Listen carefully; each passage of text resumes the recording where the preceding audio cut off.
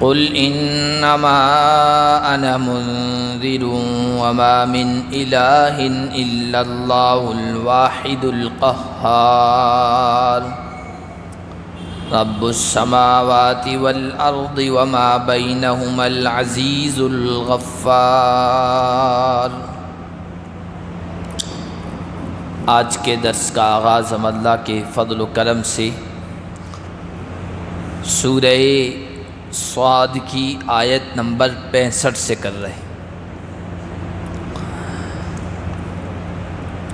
اللہ کے نبی صلی اللہ علیہ وسلم سے کہا جا رہا ہے، یہ نبی آپ یہ کہیے، لوگوں کو بتائیے کہ میں تو صرف ڈرانے والا ہوں، چوکنا کرنے والا ہوں۔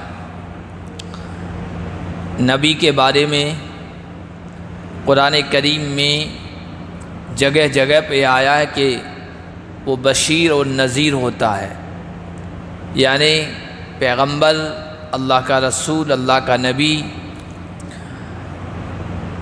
کفر، شرک، معصیت اور گناہ کے انجام سے ڈرانے والا ہوتا ہے، اور جو لوگ اللہ کی توحید کو اپناتے ہیں اور اطاعت کرتے ہیں، فرما برداری کرتے ہیں، انہیں عیش و آرام کی لازوال زندگی، ہمیشہ رہنے والی زندگی، آخرت کی کامیابی کی خوشخبری سناتے ہیں، وہ بشیر ہوتے ہیں۔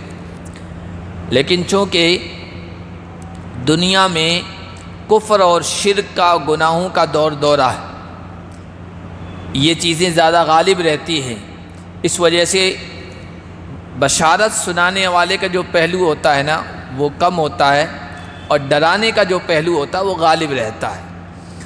تو فرمایا کہ میں تمہیں ڈرانے والا ہوں، اور یہ بات بتانے آیا ہوں کہ وما من الہ الا اللہ الواحد القہار،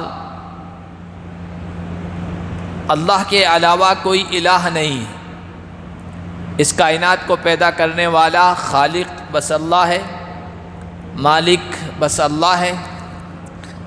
کائنات کو پیدا کرنے کے بعد اس کے نظام کو سنبھالنے والا، اس کی تدبیر کرنے والا صرف ایک اللہ ہے۔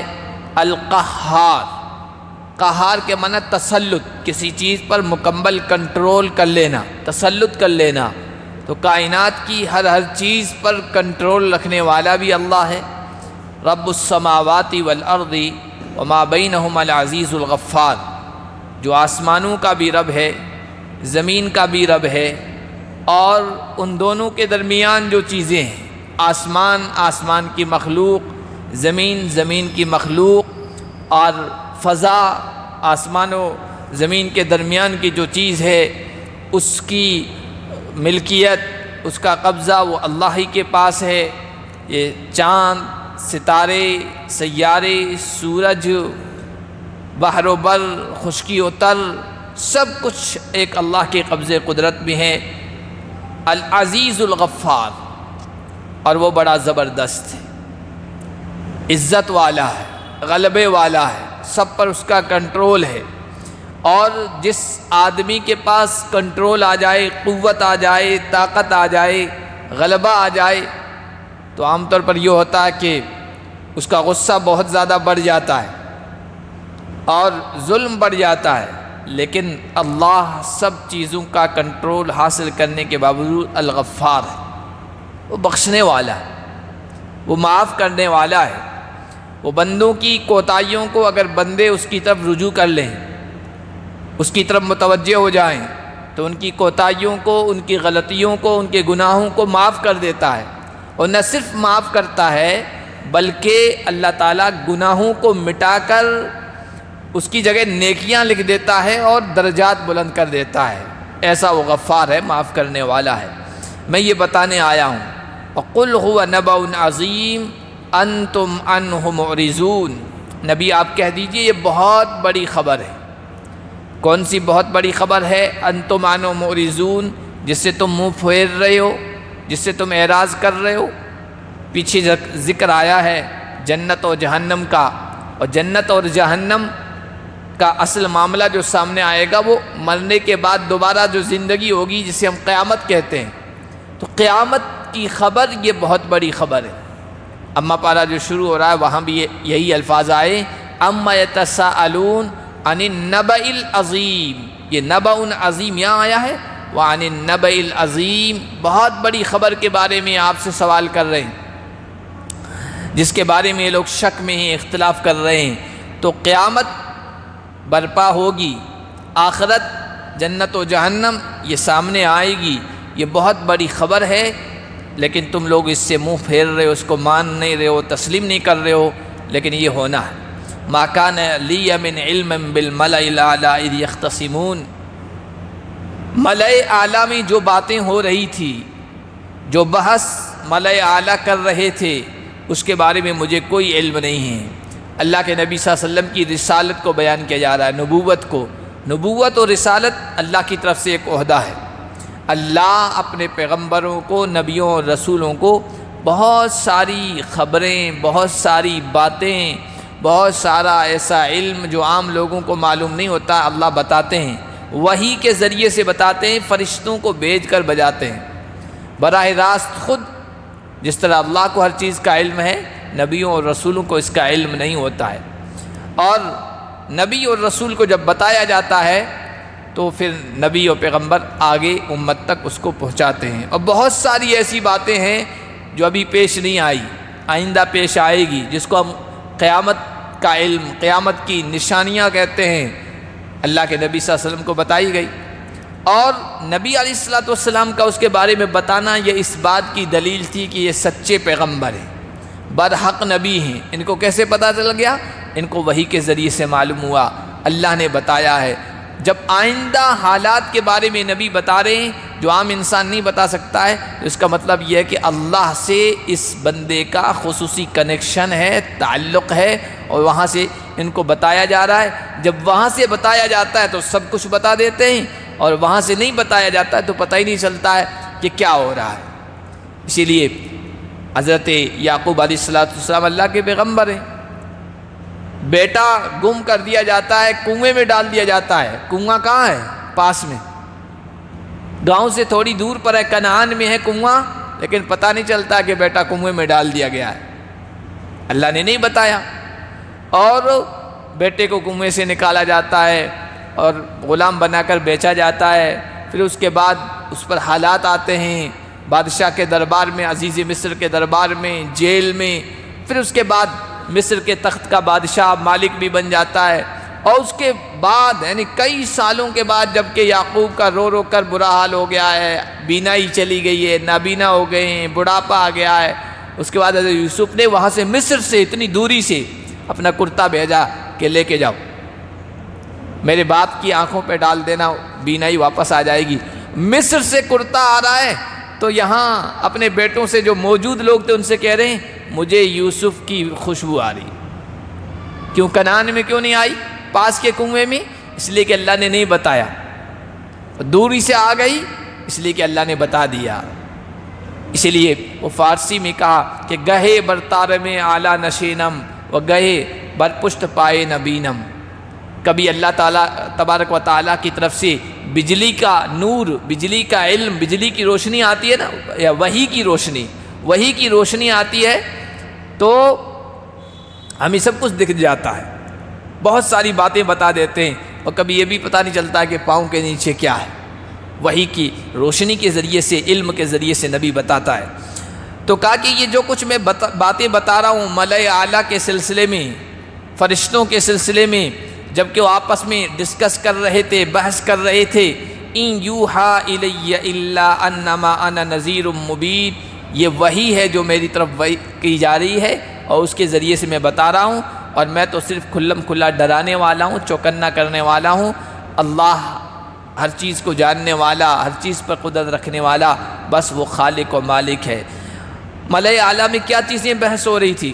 اذ قال ربک للملائکۃ انی خالق بشرا من طین، اللہ تعالیٰ نے فرشتوں سے کہا جب آدم علیہ السلام کو پیدا کرنا چاہا، کہا کہ میں ایک انسان پیدا کرنے والا ہوں مٹی سے، تمہارا کیا خیال ہے؟ تو فرشتوں نے پہلے تو اعتراض کیا کہ ایسی مخلوق کیسی ہوگی، وہ اس کی خصوصیات کیسی ہوگی، اس کا مزاج کیسا ہوگا؟ تو اللہ تعالیٰ نے کہا کہ بھائی اس میں خیر کا مادہ بھی ہوگا، شر کا بھی ہوگا، نیکی کا جذبہ بھی پایا جائے گا، برائی کا جذبہ بھی پایا جائے گا، یہ چیزیں اس میں ہوگی۔ جیسے آج کل کوئی چیز بناتے ہیں موبائل جیسے، تو موبائل خریدنے جاتے ہیں تو پوچھتے ہیں اس میں کیا چیزیں ہیں، تو سارے فیچرز بتاتا ہے، اس میں یہ خوبی، اس میں یہ خوبی، اس میں یہ خوبی، فلاں فلاں۔ اللہ تعالیٰ نے آدم کے بارے میں بتایا، انسان کے بارے میں، کہ یہ چیزیں اس میں ہوگی۔ تو فرشتوں نے کہا پروردگار پھر ایسی مخلوق کو آپ کیوں پیدا کرتے ہیں جو آپ کی نافرمانی بھی کرے گی، جو زمین میں فساد بپائے کرے گی، جو خون خرابہ کرے گی، خون بہائے گی؟ اللہ نے کہا میں جانتا ہوں جو تم نہیں جانتے ہو۔ تو فرشتوں نے مان لیا، فرشتوں نے بھی بحث کی، آگے شیطان کی بحث بھی آ رہی ہے۔ فرشتوں نے بھی اعتراض تو کیا، لیکن جب سامنے سے اطمینان دلا دیا گیا تو ان کو اطمینان ہو گیا، اور پھر اللہ کی جو بات تھی، جو فیصلہ تھا، اس پر رضامندی کا، خوشی کا اظہار کر دیا۔ شیطان نے بھی بحث کی، اللہ نے سمجھایا لیکن شیطان سمجھا نہیں، اعتراض پر اعتراض کرتا رہا، اور پھر راندہ درگاہ ہو گیا، مردود کر کے لوٹا دیا گیا۔ تو فرشتوں سے کہا جب میں انسان کو پیدا کر دوں، فَإِذَا سَوَّيْتُهُ، جب اس کو بالکل برابر کر دوں، برابر کر دینے کا مطلب اس کا ظاہری ڈھانچہ بھی اچھا کر دوں، اور اس کے اندر بھی جو بھی چیزیں رکھنی ہیں، خوبیاں وغیرہ، وہ رکھ دوں، وَنَفَخْتُ فِيهِ مِن رُوحِي، اور اس میں میں اپنی روح پھونک دوں، فَقَعُوا لَهُ سَاجِدِينَ، تو تم سب سجدے میں گر جانا، اس پتلے میں روح پھونک دی جائے، سب کو سجدہ کرنا ہے۔ فَسَجَدَ الْمَلَائِكَةُ كُلُّهُمْ أَجْمَعُونَ، اللہ کا حکم سن کر سارے فرشتے سجدے میں گر گئے، الا ابلیس، سوائے ابلیس کے، استکبر وکان من الکافرین، اس نے تکبر کیا، بڑائی کا اظہار کیا، اور انکار کرنے والوں میں سے وہ ہو گیا۔ اللہ تعالیٰ نے کہا یا ابلیس ما منعک ان تسجد لما خلقت بیدی، اے ابلیس جس چیز کو، جس مخلوق کو میں نے اپنے ہاتھوں سے پیدا کیا، اس کو سجدہ کرنے سے کیا چیز رکاوٹ بنی؟ کس چیز نے تجھے منع کیا، روکا؟ اللہ تعالیٰ کے ہاتھ ہیں، اتنا تو قرآن و حدیث سے ثابت ہے، لیکن کس طرح کے؟ کیا ہماری طرح ہیں؟ نہیں، اللہ تعالیٰ ہر مثل سے، مثال سے، تشبیہ سے پاک ہے۔ لیس کمثلہ شیء، اللہ کی طرح کوئی چیز نہیں ہے۔ بس قرآن و حدیث میں جس چیز کا ذکر ہو گیا تو ہمارا ایمان ہے کہ ہاں وہ چیز ہے، لیکن کیسی ہے؟ انسانوں جیسی نہیں، بس اس کے بارے میں بحث نہیں کرنا چاہیے، بس اللہ نے جو بیان کر دیا وہ ہے۔ اور اپنے ہاتھوں سے پیدا کرنے کا مطلب یہ ہے اللہ نے خصوصی طور پر اس کو عزت دینی چاہیے، شرف دینا چاہا۔ اللہ کسی چیز کی عزت بڑھانا چاہتے ہیں تو اس کو اپنے سے جوڑ دیتے ہیں۔ جیسے قرآن کو عزت دینے چاہیے تو کہا یہ میرا کلام ہے، یہ میری کتاب ہے۔ بیت اللہ مسجد ہے، کعبہ جو ہے وہ کیا ہے؟ ایک مسجد ہے، جس طرح یہ مسجد ہے نا، وہ بھی مسجد ہے، خانہ خدا ہے، لیکن اس کو خصوصی طور پر کہا یہ میرا گھر ہے، اے ابراہیم میرا گھر بنا اور اس کو پاک کر، وطہر بیتیہ، میرے گھر کو پاک رکھ۔ تو اپنا گھر اس کو کہا، اس کی عزت بڑھانے کے لیے۔ اونٹنیاں ساری ہی اللہ کی پیدا کی ہوئی، اللہ کی ہے، لیکن حضرت صالح علیہ السلام کے معجزے کے طور پر جو چٹان سے، پہاڑی سے اونٹنی نکلی تھی، اس کو اللہ نے ناقۃ اللہ کہا ہے، اللہ کی اونٹنی، اس کی عزت بڑھانے کے لیے، تعظیم و تشریف کے لیے۔ تو حضرت آدم علیہ السلام کے بارے میں یہی کہا میں نے اپنی روح پھونکی اس میں، میں نے اپنے ہاتھ سے اس کو بنایا۔ انسان کی عزت بڑھانے کے لیے یہ انداز اختیار کیا گیا ہے۔ تو استکبرت ام کنت من العالین، اے ابلیس تو نے سجدہ کیوں نہیں کیا؟ تکبر کیا، تو بڑے لوگوں میں سے ہو گیا، اپنے آپ کو بڑا سمجھ رہا ہے۔ قال انا خیر من، اللہ نے کہا شیطان نے کہا انا خیر من، میں ان سے بہتر ہوں۔ اور اس کی دلیل کیا دی؟ میں اس سے اچھا عمدہ ہوں۔ آپ نے مجھے آگ سے پیدا کیا اور اس کو آپ نے مٹی سے پیدا کیا ہے۔ آگ میں بلندی ہے، آگ میں اوپر اٹھنا ہے، آگ جلائیے تو اس کے شعلے اوپر اٹھیں گے، اور مٹی میں عاجزی ہے، بے بسی ہے، لاچاری ہے، مٹی ہے، مٹی سے بنی ہوئی کوئی بھی چیز ہے، آپ اس کو اوپر اٹھائیں گے، اوپر پھینکیں گے، وہ نیچے آئے گی۔ تو میں تو بلند ہوں، اونچا ہوں، اور مٹی ہے، یہ مٹی سے اس کا پتلا بنایا، اس کو بنایا، میں اس کو کیسے سجدہ کروں؟ حالانکہ ابلیس کو یہ اعتراض کرنے کا کوئی حق حاصل نہیں تھا۔ مالک اور خالق جو ہوتا ہے کسی چیز کا، وہ چیز کو کہاں رکھے، کس طرح استعمال کرے، اس کو حق ہوتا ہے۔ ایک آدمی نے پتھر منگوائے، اینٹیں منگوائی، اور وہ اپنا گھر تعمیر کروا رہا ہے، تو کون سا پتھر بیت الخلاء میں لگائے اور کون سا محراب پہ لگائے، کچن میں لگائے، بیڈ روم میں لگائے، یہ اس کو حق حاصل ہے۔ کون سا پتھر کہاں استعمال کرنا، کس جگہ لگانا، مالک کو حق حاصل ہے۔ تو اللہ تعالیٰ نے ابلیس کو بھی پیدا کیا ہے اور انسان کو بھی پیدا کیا ہے، کس کو عزت دینی ہے، کس کو کہاں رکھنا ہے، کس کو کہاں رکھنا ہے، یہ اس کو حق حاصل ہے۔ اعتراض کرنے کا تو کوئی شیطان کو حق نہیں تھا، لیکن اس کے مزاج میں تکبر تھا، سرکشی تھی۔ اس نے کہا کہ میں آگ سے پیدا کیا گیا ہوں، میری صفت بلند ہونا ہے، میں حقیر چیز کو، مٹی کو کیسے سجدہ کر لوں، اس کے سامنے کیسے جھک جاؤں۔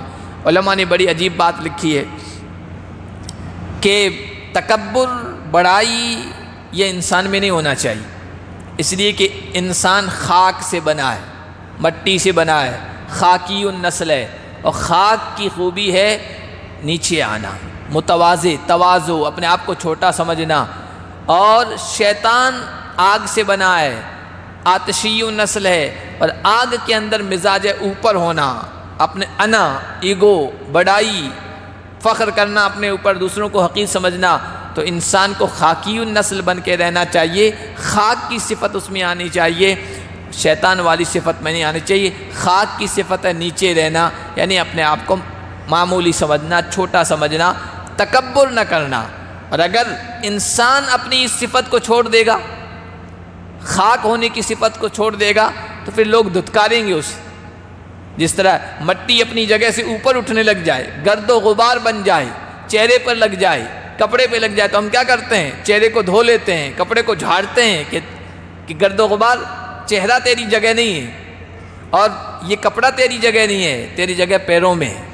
اسی طرح جو انسان تکبر کرے گا، لوگ بھی اس کو جھاڑ دیں گے، اس کی کوئی حیثیت ان کی نگاہوں میں نہیں رہے گی۔ تو اپنے آپ کو متواضع، چھوٹا بن کر رہنا چاہیے۔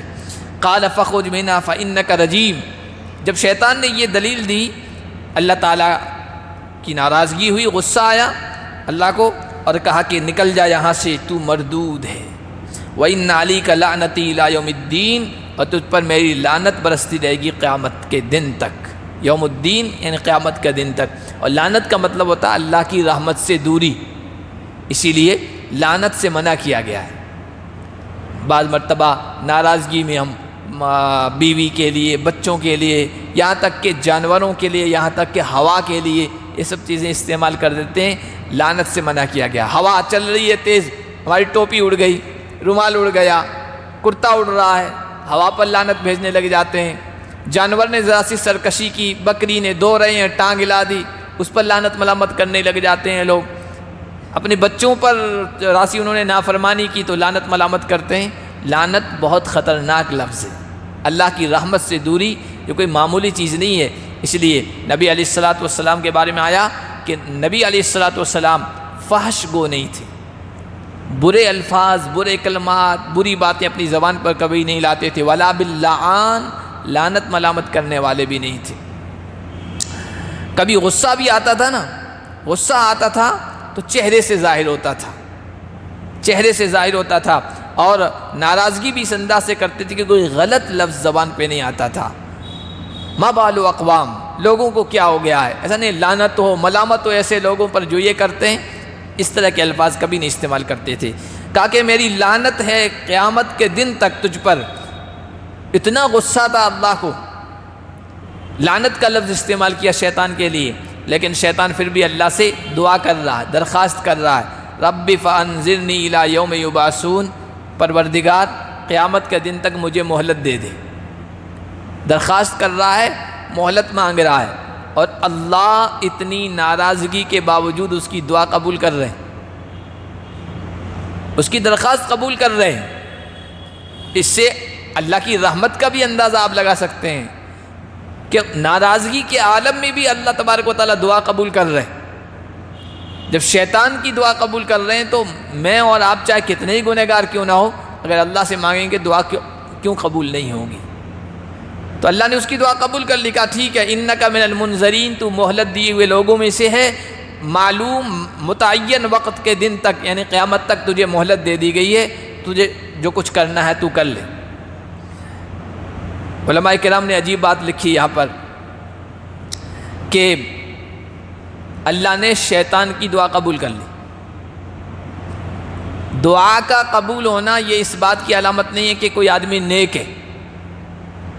شیطان سے بڑھ کر برا کوئی ہو سکتا ہے، اس کی دعا قبول ہو گئی۔ تو کسی آدمی کی دعا کا قبول ہونا یہ کوئی اس بات کی علامت نہیں ہے کہ وہ نیک ہے۔ نیکی کے لیے تو شریعت پر وہ عمل کر رہا ہے یا نہیں کر رہا ہے یہ دیکھا جائے گا۔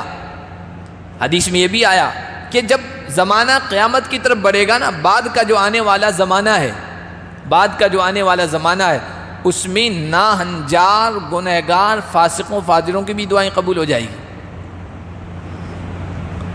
قال فبعزتک لاغوینہم اجمعین، جب اللہ نے مہلت دے دی، دعا قبول کر لی کہ ٹھیک ہے تجھے مہلت ہے، تو وہ بدبخت تھا، بدبختی میں اور آگے بڑھ گیا، جرأت دکھائی، کہا تیری عزت کی قسم اب تو میں ان سب لوگوں کو گمراہ کرنے کی کوشش کروں گا اور کسی کو صراط مستقیم پر نہ رہنے دوں گا، اس کی میں کوشش کروں گا، آگے سے پیچھے سے دائیں سے بائیں سے آنے کی کوشش کروں گا، یعنی وسوسے ڈالوں گا، ان کو ہر طرح سے نیکی سے دور رکھنے کی کوشش کروں گا۔ الا عبادک منہم المخلصین، ہاں جو آپ کے مخلص بندے ہیں، چنے ہوئے بندے، منتخب بندے ہیں، نیک بندے ہیں، تو پھر وہ تو میری گمراہی میں نہیں آ پائیں گے، میری اغوا میں بہکاوے میں نہیں آ پائیں گے۔ اور حقیقت یہی ہے کہ جو نیک بندے ہوتے ہیں، جو ٹھان لیتے ہیں کہ ہمیں شیطان کی بات نہیں ماننی ہے، شیطان کے بہکاوے میں نہیں آنا ہے، شیطان کے وسوسوں میں نہیں آنا ہے، وہ بچ جاتے ہیں، کسی حالات کیسے بھی ہو، گناہوں کا ماحول ہو، پورا معاشرہ بگڑا ہوا ہو، آوے کا آوا بگڑا ہوا ہو، گناہوں والا، معصیت والا، کفر والا، شرک والا ماحول ہو، جو بندہ ٹھان لیتا ہے کہ مجھے گناہ نہیں کرنا ہے، وہ بچ جاتا ہے۔ اور جس کو کرنا ہی نہیں ہے تو پھر اچھے ماحول میں رہ کر بھی وہ نیکی نہیں کر پاتا ہے، نیکی کی طرف نہیں آ پاتا ہے۔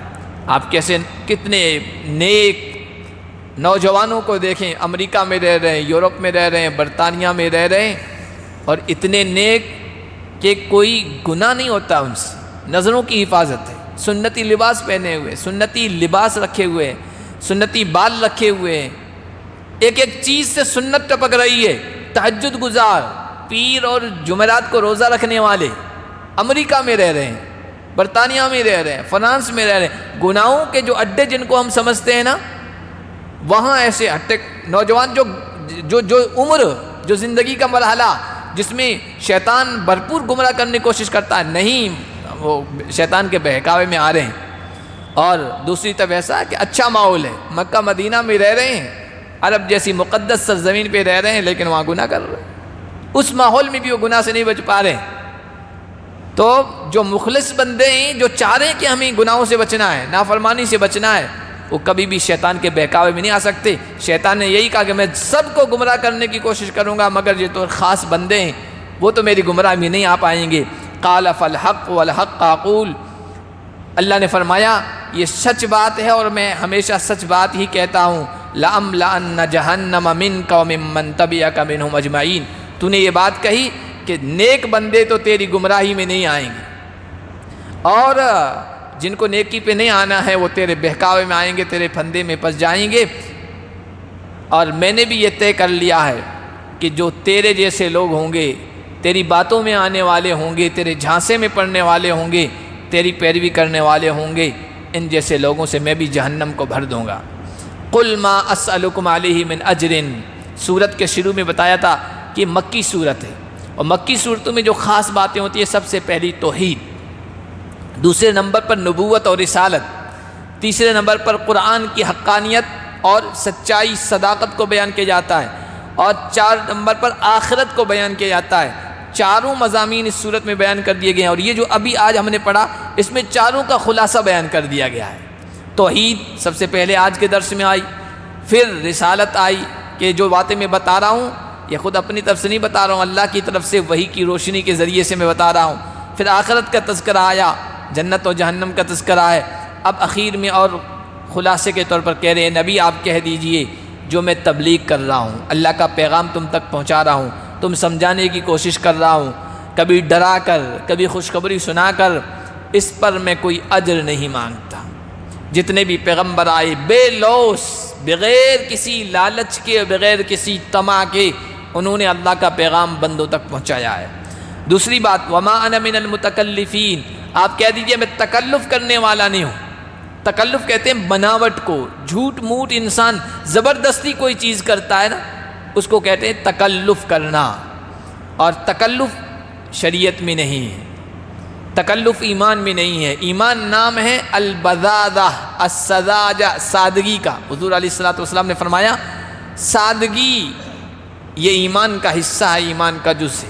آج دنیا میں تکلف بڑھ گیا، ہر چیز میں دیکھیے آپ رہ رہے ہیں تو تکلف، بناوٹی سب چیزیں بناوٹی، لوگوں کو دیکھ دیکھ کے رہ رہے ہیں۔ کپڑا فلاں نے جیسا پہنا ویسا میں بھی پہننے کی کوشش کروں گا، مکان فلاں نے بنایا میں بھی بنانے کی کوشش کروں گا، اس سے تھوڑے اچھا ہی بنانے کی کوشش کروں گا۔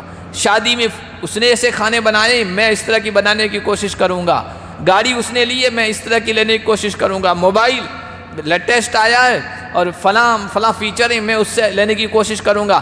آج ہر بندے کی یہ کوشش ہے کہ نہیں؟ ہر بندہ، چاہے میں ہوں چاہے آپ ہوں، کیوں نہ ہو، ہر بندے کی یہ چیز ہے بھائی ایپل کا موبائل ہونا چاہیے۔ ٹھیک ہے ابھی اتنی گنجائش نہیں لیکن ہونا چاہیے، گھر تو ایسا ہونا چاہیے، گاڑی تو ایسے لیٹسٹ ماڈل کی ہونی چاہیے۔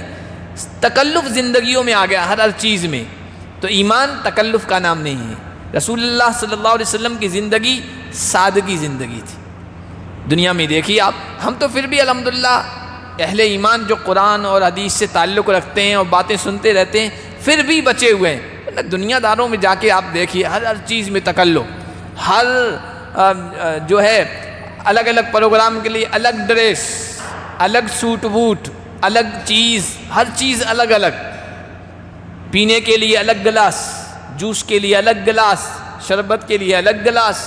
نبی علیہ الصلوۃ والسلام کی زندگی میں تکلفات نہیں تھے۔ حضرت انس کہتے ہیں ایک پیالہ حضور کی باقی رہ گیا تھا کہ یہ حضور کا پیالہ میں نے اپنی آنکھوں سے دیکھا، حضور اس میں دودھ بھی پی لیتے تھے، اس میں شربت بھی پی لیتے تھے، اس میں شہد ڈال کر پانی ملا کر بھی پی لیتے تھے، کھانے پینے کی چیزیں ہوتی تھی وہ اسی میں ڈال کے کھا لیا کرتے تھے۔ آج کوئی کھائے گا اس طرح؟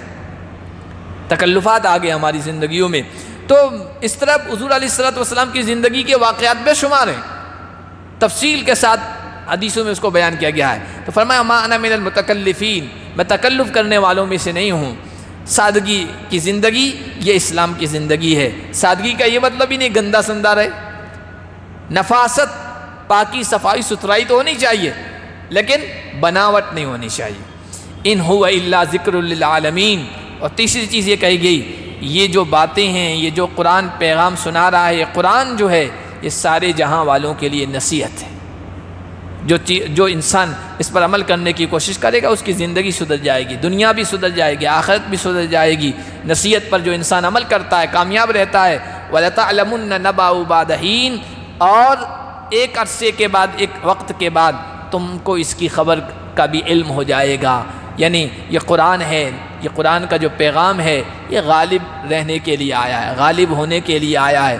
جس وقت قرآن اتر رہا تھا تو اور ان کو یہ بتایا جاتا تھا کہ تم اس پر عمل کرو کامیاب ہو جاؤ گے، غالب ہو جاؤ گے، مذاق اڑایا کرتے تھے کہ یہ بھی کوئی بات ہے، رہنے کا مکان نہیں، پہننے کا ڈھنگ کا لباس نہیں، کھانے کے لیے چیزیں نہیں، اور باتیں کر رہے ہیں ایران تمہارے زیر نگیں آئے گا اور روم تمہارے قبضے میں آ جائے گا اور دنیا کی سلطنتیں تمہارے سامنے جھک جائے گی۔ عجیب بات کر رہے ہیں۔ اللہ نے کہا ابھی سمجھ میں نہیں آ رہا، لَتَعْلَمُنَّ نَبَأَهُ بَعْدَ حِينٍ، ایک عرصے کے بعد اس کی حقیقت بھی تمہیں پتہ چل جائے گی۔ آج بھی قرآن کے اندر یہ پاور ہے، یہ طاقت ہے۔ اگر قرآن کے مطابق ہم مکمل زندگی بسر کرنے والے بن جائیں تو اللہ نے قرآن کے پروگرام کے بارے میں قیامت تک کے لیے وعدہ کیا ہے، جو اس پروگرام کے مطابق اپنی زندگی بسر کرے گا، چاہے فرد ہو، جماعت ہو، یا کوئی ملک ہو یا کوئی گروہ ہو، اللہ انہیں غالب کر کے رہے گا۔